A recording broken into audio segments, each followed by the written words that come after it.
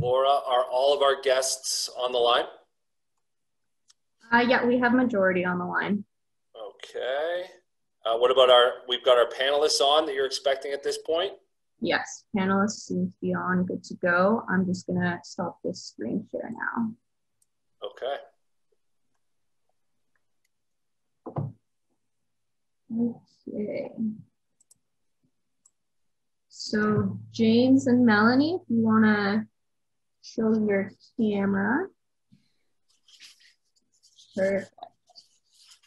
James, the floor is yours. All right. Hey, everybody. It is James Duthie from TSN. How you doing?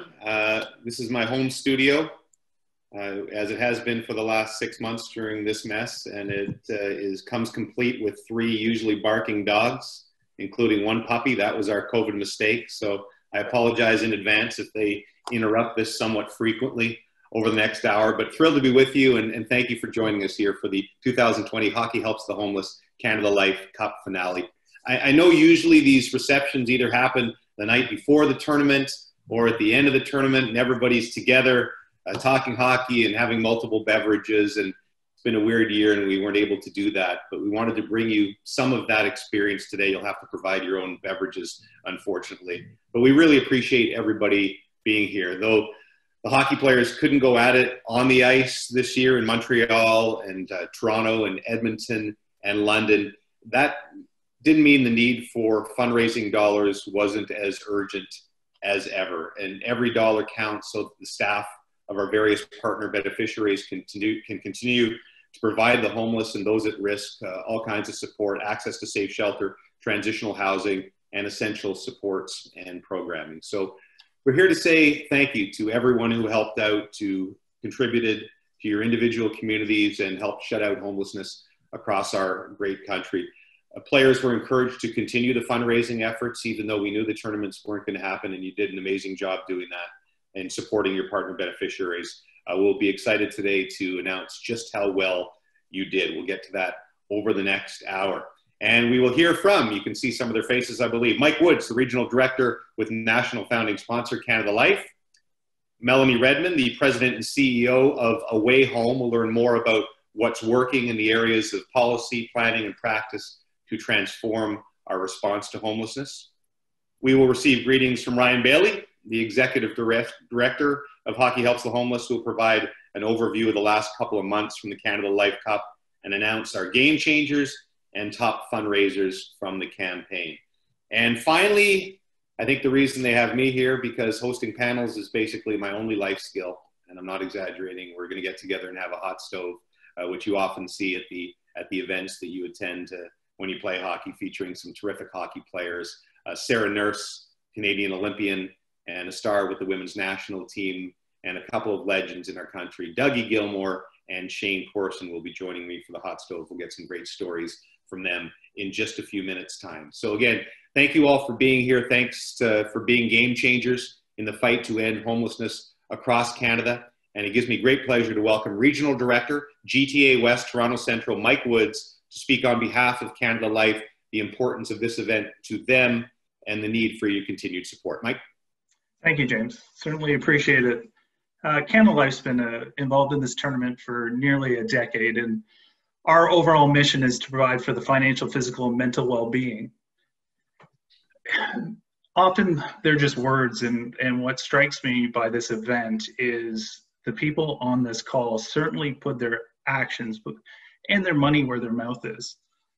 We started out with 100 sponsors, and more than 95% of the sponsors continued their support. 1,100 participants continued their peer-to-peer fundraising. Those peers raised more than $200,000, which goes into the larger number, which Ryan will announce later on. And I'm pleased to share that Canada Life has stepped up to support with an additional $130,000, and it's our privilege to do it. I think we all know that the impact that our current environment is having on some of the most at-risk people in our entire community. And when I think about what it means to be Canadian, I think about community, I think about helping one another. We're the type of people that hold doors open for one another. That's a little bit awkward. Or I don't know if you've ever tried to pick something up off the street because a little kid lost their shoe. It's kind of like the Canadian standoff. I don't know. Do I hand this? What do I do? Hand sanitizer. Throw it around. I'm proud to be Canadian. I'm proud to be associated with hockey. The people who get involved in this every year, I shouldn't be surprised. I'm just proud, and it just fills me to know that more than 21 agencies from coast to coast are supported with the efforts that you do. It certainly is something to be proud of, and I wish I was in a room, because I would be taking a hat off to you guys. You might notice from the haircut that I often wear hats. Thank you again. I'm going to pass it over to Ryan. It's our privilege to be part of this, and we look forward to continuing our relationship. Thank you so much. All right, thank you very much, Mike. And thank you to Canada Life for everything that you do for this and your dedication to the communities and the people they support across the country. Incredibly generous. And while each of the 4 participating tournaments that we have every year have local partners, beneficiaries that they support, we wanted to have someone join us today to address the issue from a national level. And Away Home works to ensure that they are co-creating solutions with people who've lived the experience of homelessness, service providers, researchers, policymakers, funders. And here to speak more about Away Home, the president and CEO, Melanie Redmond. Melanie? Thanks so much for having me. And thanks so much to Canada Life. Canada Life has been a longtime supporter of our work. It's such a privilege to be with you today to celebrate all of your fantastic fundraising efforts in support of Canadians experiencing homelessness. Despite the pandemic, you found creative ways to ensure that the most vulnerable people in our society have support to weather the storm. It's amazing. I began working on the issue of homelessness at EVA's Initiatives for Homeless Youth in Toronto, which is a longtime beneficiary of Hockey Helps the Homeless.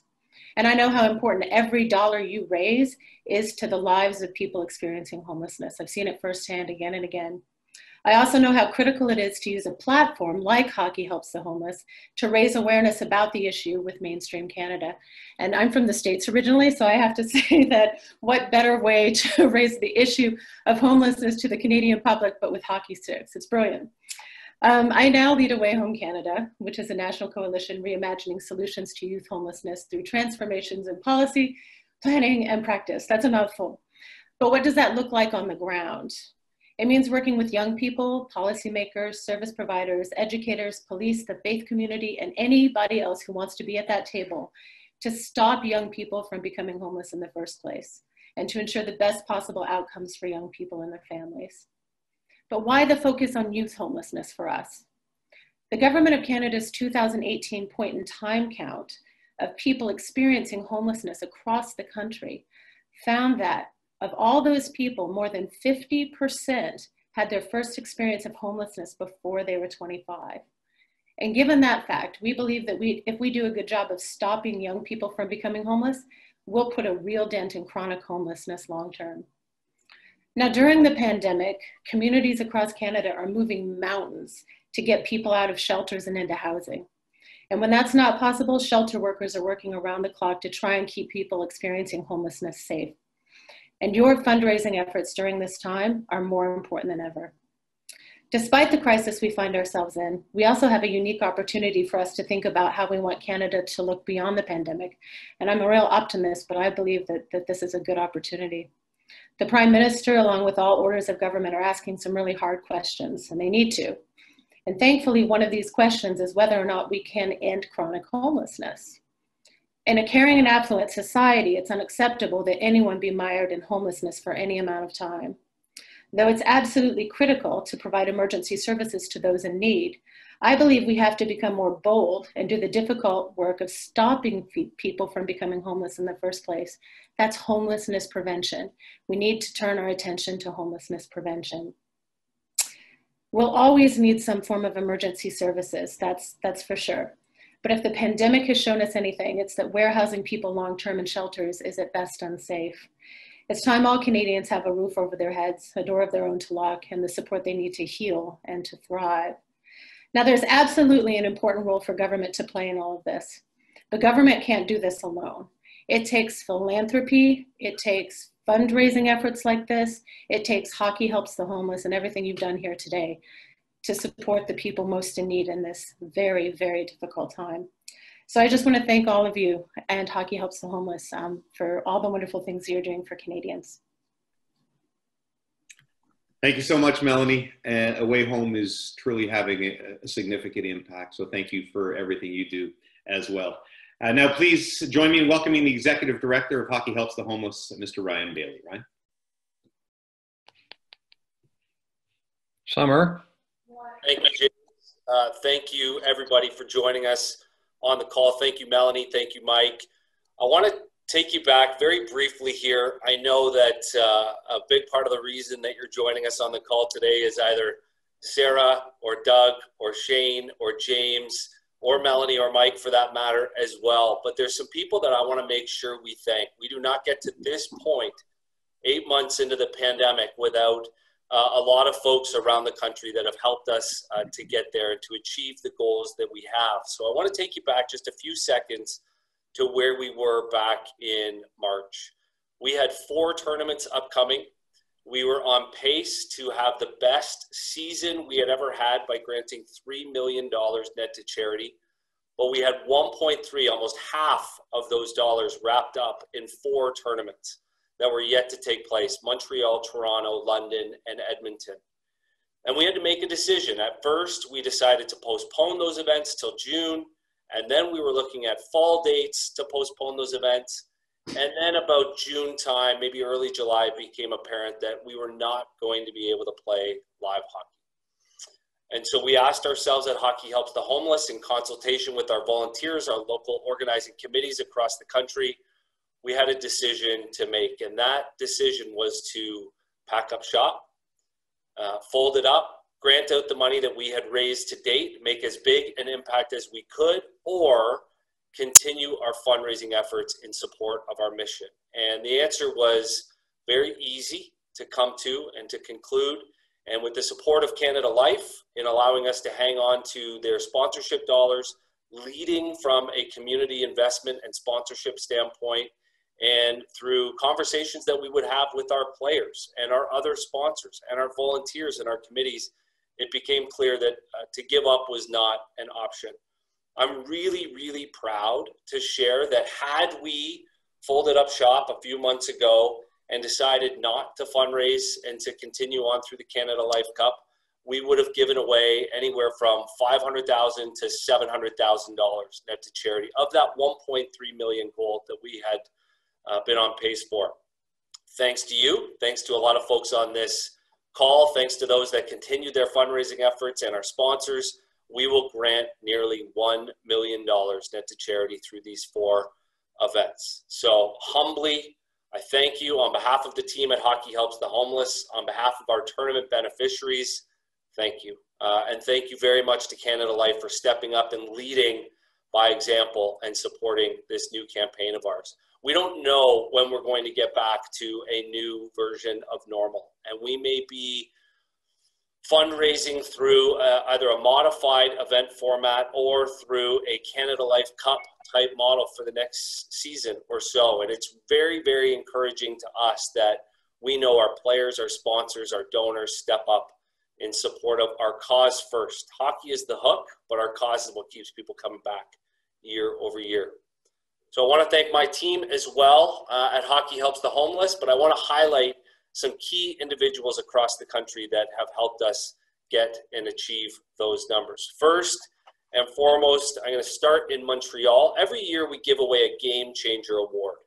And the Game Changer Award is given to typically an individual who has done a tremendous job either through fundraising, by raising awareness, by leadership, or by volunteerism. But we also give away a top team fundraiser award and an individual fundraiser award for both men and women. So I'm going to go through our 4 events and quickly acknowledge the folks that really stepped up in each of the 4 markets that participated. First in Montreal, our top fundraising team, TC Energy. TC Energy has now been supporting us in 3, if not 4 different markets across the country. Collectively, their team raised over $50,000, about $52,000 and change. A lot of that money came in after our program transitioned to the Canada Life Cup. led by our top fundraiser through Team Redborn in Montreal, Michael Coughlin, former Vice President of Operations here at Hockey Helps the Homeless and our co-chair in Montreal, raised over $14,000. And Deborah Conroy, now I think our third year in a row, Deborah Conroy is not only our top fundraising female in Montreal, but across the country. When we asked the Montreal committee who they wanted to recognize as their game changer, they selected their beneficiaries. Montreal is one of our longest standing tournaments. They have been going since 2004. They have about 15 local homeless support agencies that they grant funds to. And it was clear to them when we asked them who has stepped up over these last few months, they said those that are working to support the homeless in our community are the true game changers through this process. And I can't agree with them more. What they've had to do, our support staff across the country that work at our tournament beneficiaries, our homeless support agencies with very little resource in a very challenging time. And that goes for Edmonton, London, Toronto, as well as Montreal and across the country. We want to thank you. Skipping to Edmonton now, Cameron Holmes, our top fundraising team, and they are typically our top fundraising team annually, led by Darcy at $8,616 raised. Cameron Holmes raised nearly $17,000 this year. Our top female fundraiser, Nikki Mackin, with over $2,000 raised. And Ryan Davis of Team Kiera is our game changer this year. And the reason being is when we went to a virtual fundraiser or our online Canada Life Cup, we didn't know what the reaction would be. We didn't know how our team sponsors, our captains would step up or respond. And Ryan Davis emailed me within probably 2 days and said, not only are we going to continue our fundraising efforts, but we're actually going to put on a live event at our Kiera headquarters just outside of Edmonton in Sherwood Park. And we are going to host a live event and we're going to raise some money doing that. So think a live hockey tournament outdoors, but in a bubble hockey format. So each of the players had a little section that they could play in and pass to and shoot. And they hosted a tournament through the course of the day and raised over $12,000 for our two support agencies there and for Team Kiera. So Ryan, thank you very much for stepping up. In London, another wonderful example in London is our top fundraising team is actually our London organizing committee team led by Tracy and Chip and Bob, raising over $10,000. This is a team of folks that do not play in the tournament, do not skate or play hockey, but when we went to a Canada Life Cup version, they decided that they were going to fundraise, register, and solicit their network in support of the campaign. Jerry Marcus of Marcus and Associates in London, our top fundraiser annually, and this year being no different with $4,650+ raised. And Mary Brown of Mission Services, one of our tournament beneficiaries, our top female fundraiser with over $3,000 raised. Our game changer in London is Joe Stomp. Joe has been involved with our tournament on the logistics team since 2014. I always fondly recall Joe and his sons hanging out and helping us set up the dressing rooms the night before the tournament and then supporting us on event as well. He joined our committee a couple years ago as well and has been a key contributor to that group. In London, they have a separate award as well called a Community Award that they give out, and that's specific to London. And this year they want to recognize Bell Media and CTV. Nice tie-in with, of course, our Emcee James here today. But they've really stepped up in London, not only to support our Canada Life Cup, Interview Me, and others to raise awareness, but they've also helped to promote our State of Puck Home campaign a few months ago and mask sales as well. So thank you to Darlene and your team at Bell Media in London for your continued support. And then we get to Bay Street. Our top fundraising team in Bay Street raised an incredible $84,000 led by Kevin Esty, Canadian Tire GTA dealers, with nearly $11,000 raised. A big portion of their funding at Canadian Tire comes from the Funding Innovation in-store easel program. So thank you very much to Funding Innovation. And a key committee member of ours, Barbara Hooper of TD Bank, our top female fundraiser, raising $2,500. Thank you very, very much, Barbara. Again, does not play or skate, or at least in our tournament, but wanted to step up to support the cause. Our game changer in Bay Street, Carrie Stein of Cadillac Fairview, not only one of our key sponsors in Bay Street, but also a key committee member. Carrie Stein was instrumental in helping to brainstorm what would eventually be the Canada Life Cup. So a very outspoken member of our committee, also a key sponsor in Toronto as well. So thank you very much, Carrie. I hope you're on the call. I hope you're able to see the program through in the finale here with us today. Again, another unique award to Bay Street is a volunteer award called the Primetime Volunteer Award. And this is named after the late Steve Prime, who was a key volunteer, a bag drop volunteer for us in Bay Street. He passed a couple of years ago. And this year, when we went to a Canada Life Cup version, his wife actually stepped up to help to captain a non-playing team that raised about $21,000. So I want to thank Mary Prime and her team, and Linda Tickens and Donna Lee and folks on the call today for your tremendous fundraising efforts, but also recognize Mary Prime as our Steve Primetime Volunteer Award recipient. One more award, very, very special to me, and then I'll pass it back over to James. Donna-Lee Wayman, we're sticking in Bay Street, has been our chairperson for the last 6 years. Donna-Lee, when I started 5+ years ago, was one of the first people that I met, one of the first people that I brainstormed and collaborated with, and had a lot of in-depth discussions on how to make our program better across the country and in Bay Street specifically. And I hope collectively, not only Donna-Lee and I, but everybody on this call, that we have done that. Donna-Lee stepped down after this year's tournament. We knew this was coming as our chair, and we welcome our new chair, Nikki, who you'll all get a chance to meet in the coming weeks and months. But Donna-Lee, I want to thank you for your tremendous efforts, your leadership of the Bay Street team, committee, event. We would have given away $500,000 this year had we had the chance to go live. It'll probably still be north of 400,000, but we would have never hit these numbers without you and your support. And in recognition of that, with more details to follow, I want to announce to everybody today that we will be developing a Wayman Family Health and Wellness Award at EVA's that we will give out to one of the youth there that is looking to invest more time in recreation, health, and wellness programs. And this award will be named after Donna-Lee and the Wayman family. So a very well-deserved award. Thank you, everybody that I've mentioned and everybody on the call today for your support of this campaign. And with that, I'll pass it back over to James.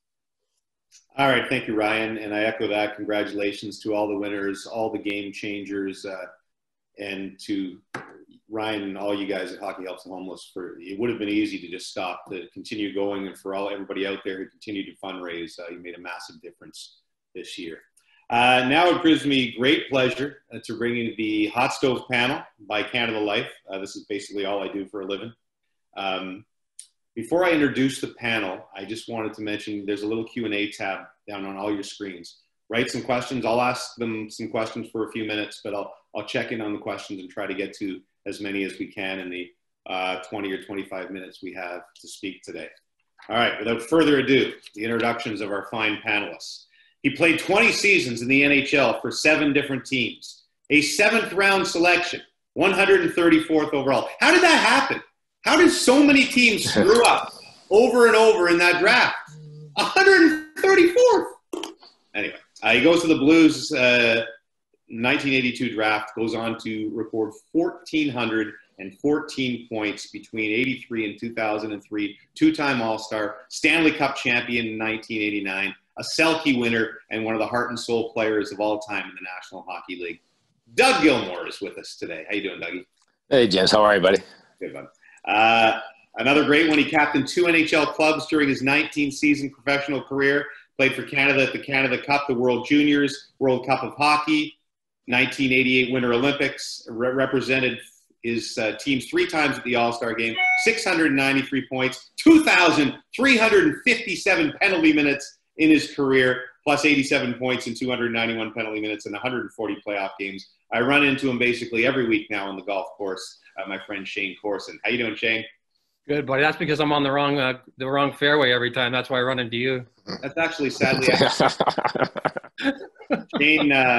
Shayne didn't want me to say this publicly, but it's been one of his lifelong dreams to appear on a panel with me, so I'm glad I could make that. Finally, she was drafted 2nd overall by the Toronto Furies in the 2018 Canadian Women's Hockey League draft, a member of the Canadian Women's National Hockey Team, and made her debut back in 2015 at the Four Nations Cup, and represented Canada proudly in the 2018 Olympics, winning a silver medal. Please welcome the great Sarah Nurse. How are you, Sarah? Hi, James. I'm great. How are you doing? I'm doing awesome. Thanks so much for joining us today. I want to get some stories from you guys from your playing days, and Sarah's playing days continue because she's way younger than both of you clowns. But first, I just want to ask. I know our uncle. I want to ask all 3 of you. I went to school with her grandparents. We were all fans this summer, and I wanted to ask each of you what you thought of the hockey bubble, just watching it. The quality of the hockey, the whole presentation, Tampa winning the cup. Any thoughts you had on what we witnessed the last couple of months? You can start, Doug. I think it's amazing to be in that bubble the way they were, to get outside to, play a little soccer or whatever, but be away from your family. And it's, I applaud everybody that did it. And obviously they were safe. It was a different time. Obviously, we all know that, but it was great to see hockey back on. Shayne? Yeah, I agree with Dougie. I mean, I think the NHL probably the best. They did the best job of all the sports teams, to be honest with you. I mean, the hockey was amazing. I picked Tampa to win the cup, so I feel pretty proud of myself. It's the first time I've ever done that. But I think that the players did a great job. I know Dougie and I and Sarah, we love playing in front of the fans. It gives us that extra energy. But, they energize themselves and play the way they did. And to be away from their families is pretty incredible. So I think they did a great job. And it was nice having hockey back, and they did it in a safe way. So kudos to them. Sarah? I absolutely agree. I think that watching the games was really impressive. I think the boys were game ready from day one, which was very impressive since they were off for 3-4 months. And then the fact that the NHL was able to keep everybody safe and healthy, I thought was absolutely amazing. And obviously with us not having sports for a pretty long time, it was very nice to have hockey back. And I was definitely a little bit jealous that they got to play. You had 2 cousins in bubbles, right? So Darnell was in Darnell Nurse, if you don't know, is a cousin of Sarah, who plays for the Oilers. So he was in for a little bit. And Kia was in the WNBA bubble in Orlando, right? Did you speak to either one of them about their experiences? I did. Unfortunately, neither one of them was in there for too long. But they all said that. Love it. I know. I golfed with Darnell. Yeah. They didn't love the bubble life, did they? Right. Yeah. I think bubble life was very interesting for everybody. But, the sport organizations have to keep everybody safe and healthy so that they can put on a show. And I think they did that to the best of their ability. But it was definitely a different experience. How crazy was your family get-togethers when you were younger? Your uncle, Donovan McNabb, NFL star, Richard Nurse, a CFL star, other uncle, and you kids who were all great at respective sports. What was that like when you all got together? I think it was just a lot of fun. I think our parents were reminiscing about who was the better track athlete and who won more championships. And so they would go at it. And then as we got older, it was kind of trying to outdo one another almost. Like Kia went to the Olympics. So I was like, well, I guess I have to go to the Olympics too. And so we were mostly trying to outdo one another, but it was an awesome environment to grow up in. Very competitive, healthy competition. Yeah, for sure. Shayne and Doug, 2 of the nicest guys that I've met in hockey, and 2 of the fiercest competitors I think I watched play hockey in my career. You both played for the Leafs and Habs, both saw both sides of that great rivalry, and also played against each other. I don't know, do I bring up the '89 Cup final, Shayne? Is that okay here, or we don't want anybody to weep openly on this call? Yeah, thanks a lot. Thanks a lot, Doug. That's one of my worst memories ever. I have a lot of great memories with Dougie, and I love him. I think he's a great player and he's a better human being. But yeah, that's one of my biggest disappointments is losing that Stanley Cup to Dougie's Calgary Flames in '89, and watch them carry the cup around the forum was pretty tough. But I mean, like I said, it's one of my worst experiences. But to see Dougie be able to carry the cup around, and a guy like Lanny McDonald, who's one of my childhood idols growing up in Barrie, was pretty nice in that way, but was a tough moment. But anyways, I'm happy that Dougie got a cup and Lanny got a cup. Thanks a lot, Dougie. I had to watch Lanny jump around. every week I have to watch that thing. Lanny jump around behind the net. You know, I was jumping up and down with that helmet of his on. So, oh boy, thanks a lot, Duff. You know what's funny about it though, Shane? Like, again, we've known each other a long time, and the compete level is obviously always there when you're on the ice. But through COVID here, and to watch, I've never watched that game. I've seen some highlights and different things, and to watch the series and Claude Lemieux running over Vernon all the time, I was like, how is this even happening? It's like. I might have did it a couple times too, Dougie. No, listen, I get it. But Claude was just he was on a different planet at the time. And he always was. Yeah. Well, I just know that I could get under his skin. And, you know, I think Green scored to make it 2-1 at the one game. And I was just kind of going off the ice, and I must have stepped on something. And I happened to kick him in the back of the leg, and he suckered me, and he took a penalty. So I was okay with that. I can't. When you watch highlights of those games, it's like you all should have been in jail for some of the things you did. I'm not going to make any comment now on Duff. Honestly, it was so funny when you go back and watch the games, and I've got VHS tapes that my parents taped every game and different things. And it's just, my boys would put it on at the cottage at times, and they would start laughing, like, what are the rules? And it's pretty much, you know what, don't trip, because the hooking was always there, and don't really cut somebody. Other than that, there's no rules. It's so funny to watch. And I don't think I ever skated on a back check in my life. I just hooked my stick around the guy's waist and skied all the way behind. I was like water skiing all the way back from the well, exactly.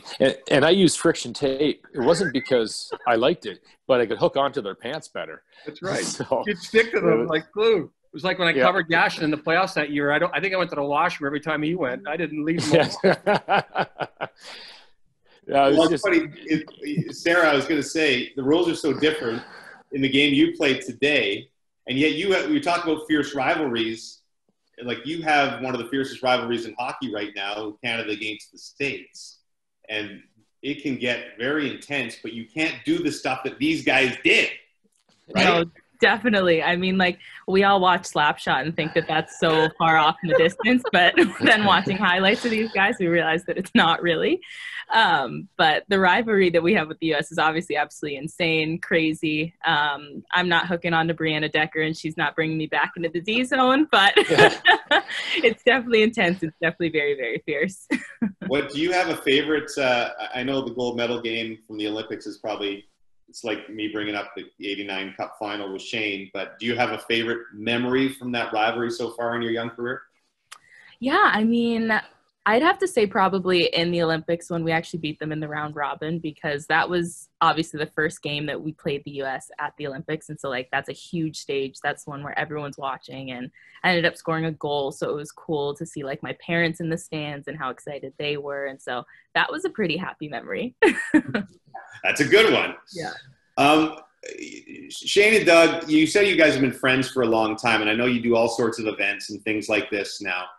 But were you friends back then in the early playing days, or were you always rivals? Like, were you buddies off the ice before that? No, I think I can honestly tell you, between Shayne and even Darcy, they had a lot of respect for me. So they didn't really push the buttons against me. So I really respected that, because it doesn't matter. You want to win, and people are going to take liberties on you at different times. But I can honestly say Shayne and Darcy were great that way.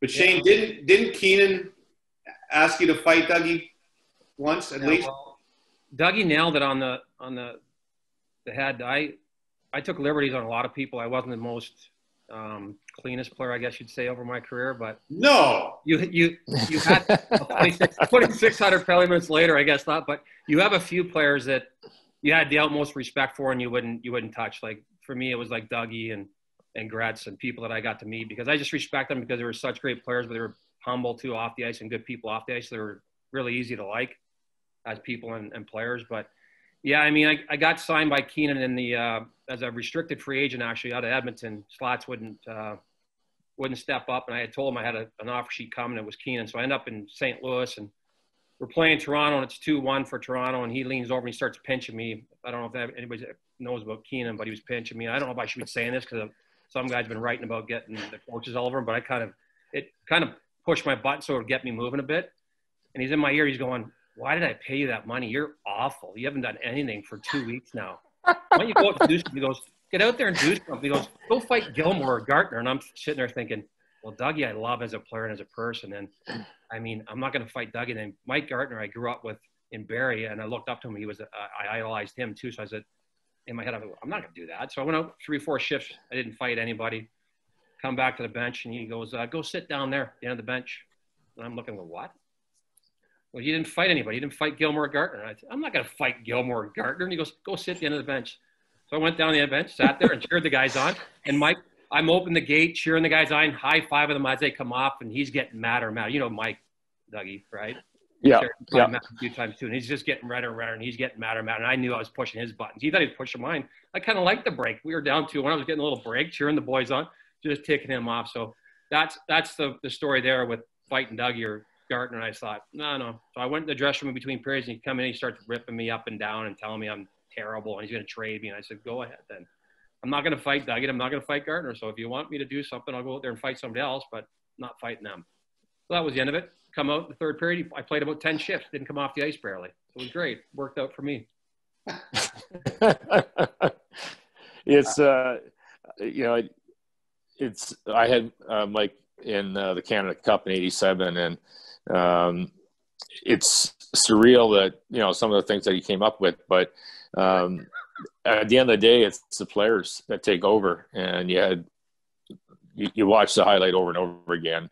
All the guys that were on that ice for the last goal, and Dale Howard especially. It's just like it was such a unique thing. But they had closed ears; they didn't listen to the mic.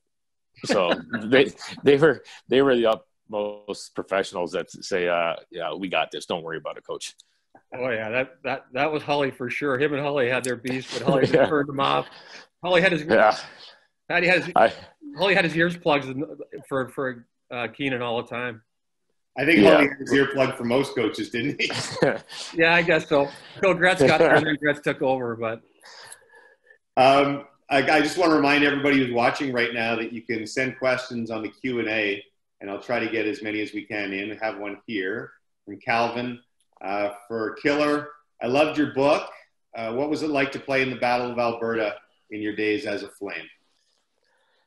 I kind of missed a little bit of it. It was still Battle of Alberta, obviously, but the year I came in, Gretz went to LA and Marty went to LA. So things changed a little bit.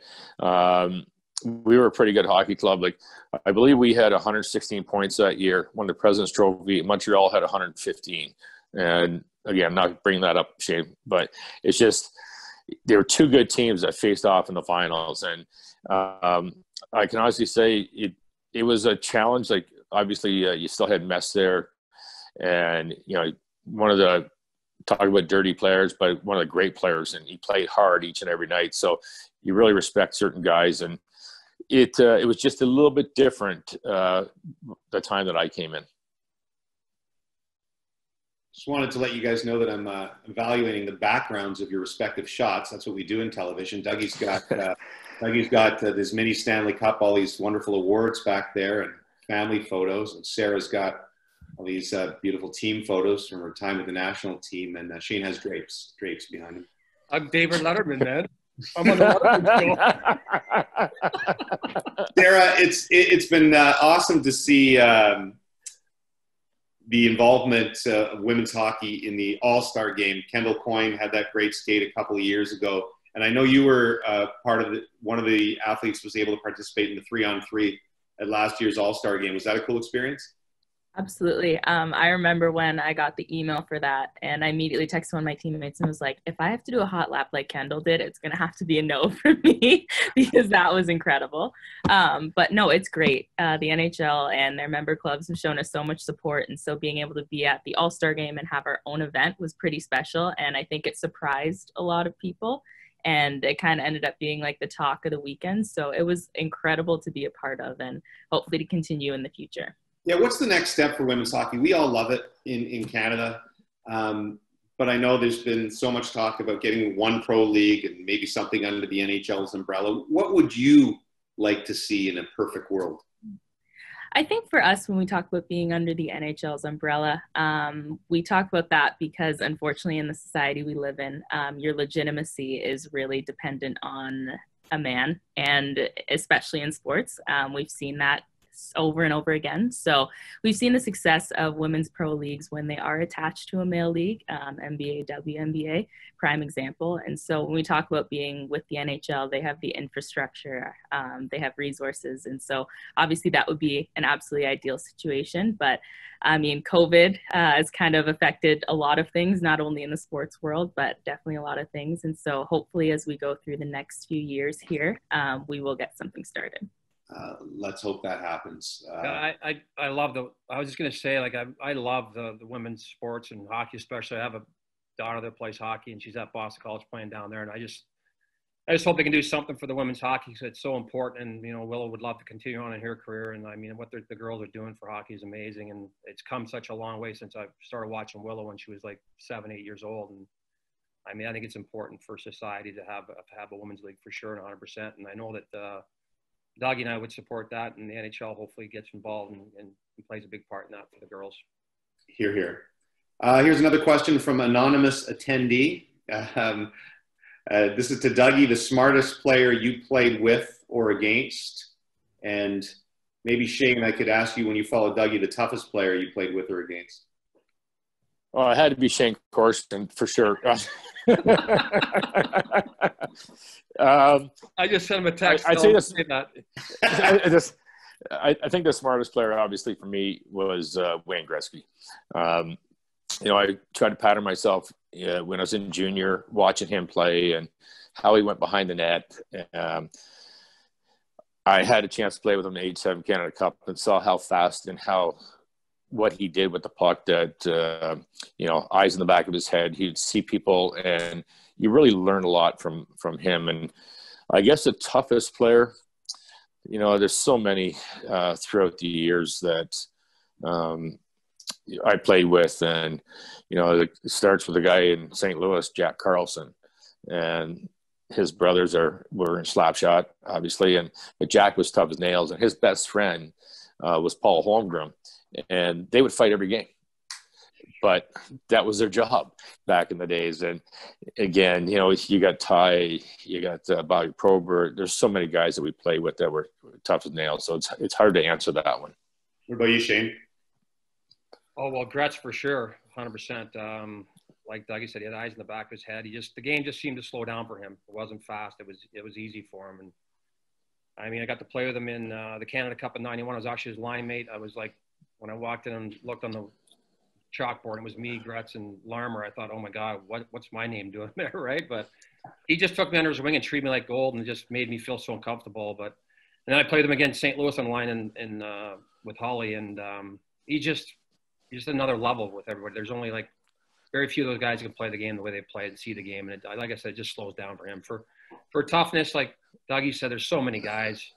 I mean, I played junior with Bobby Probert. He was my left winger, so I have to say Probert is right up there. You know, Dave Brown was nails.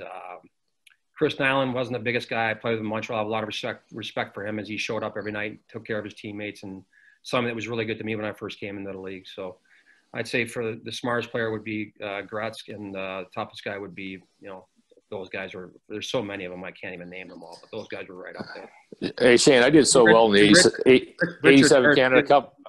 I never got invited back. And Hamilton, too, was pretty tough. Yeah. Knew him from back in the day. Yeah. Yeah, I knew Richard way back in the day. From playing what? We weren't playing any sports at that time. We're just out. Oh, I see. You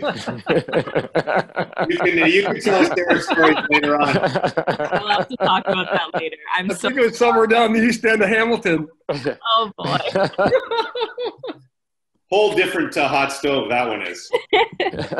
Sarah, who was it for you? I mean, we all think about Haley as the icon in women's hockey, but maybe when you came up and joined the national team, is there somebody that surprised you, was way better than you thought, or somebody you looked up to?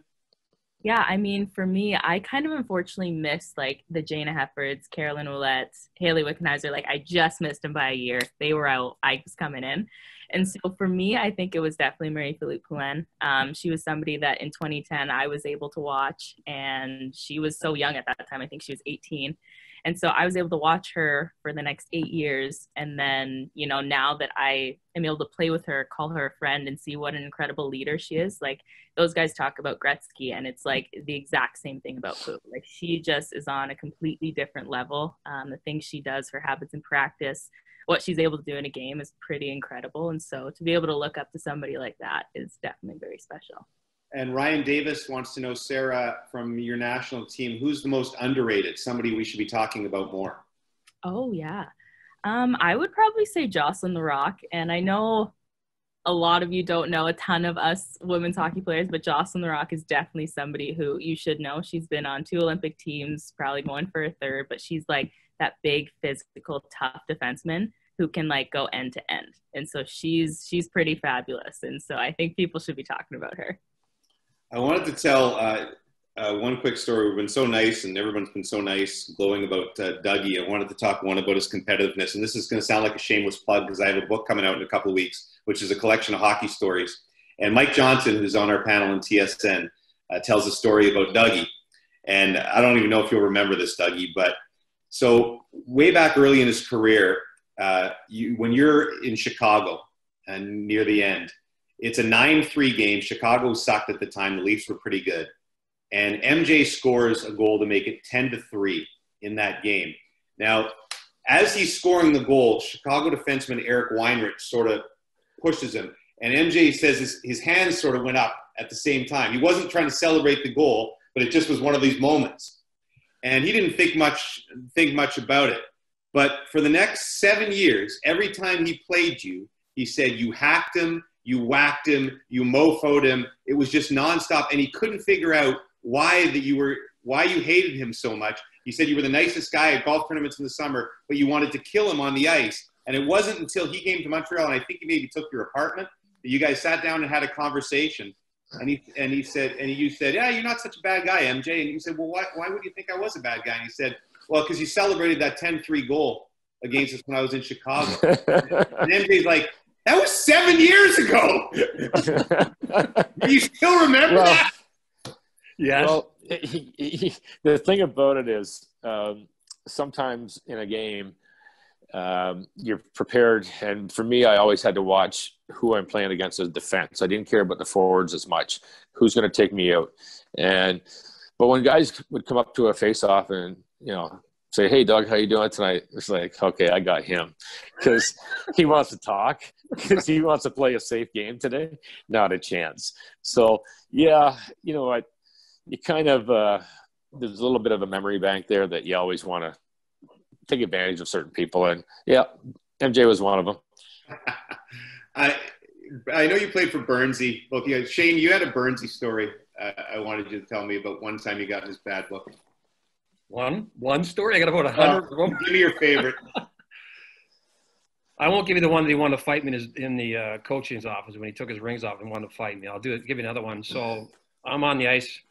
I come off the ice. I thought it was a kind of a short shift. He called us off. So I slammed the gate. You know, that's kind of like the way you used to tell the coaches you weren't happy about coming off the ice. So he comes down and whispers when he goes, don't do that.